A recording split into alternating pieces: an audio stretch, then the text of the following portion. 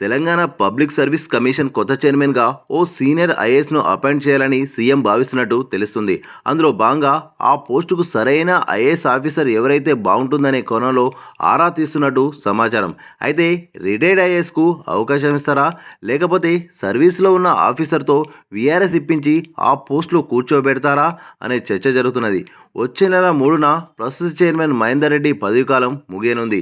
దీంతో కొత్త చైర్మన్ నియమించేందుకు ప్రభుత్వం ఇప్పటికే నోటిఫికేషన్ జారీ చేసింది.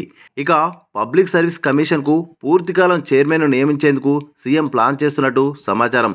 నిబంధనల ప్రకారం బాధ్యత చేపట్టిన తేదీ నుండి 6 ఏళ్ల పాటు లేదా 62 ఏళ్ల వయసు నిండేలోపు పదవిలో ఉంటారు. అయితే 2-3 ఏళ్లకే ఓ చైర్మన్ను అపాయింట్ చేయడం వల్ల సంస్థ కార్యకలాపాలను అర్థం చేసుకునేందుకే కొంత సమయం పడుతుంది. దీంతో నియామక ప్రక్రియపై ప్రభావం పడుతుందనే అభిప్రాయంలో సీఎం ఉన్నట్టు తెలుస్తున్నది.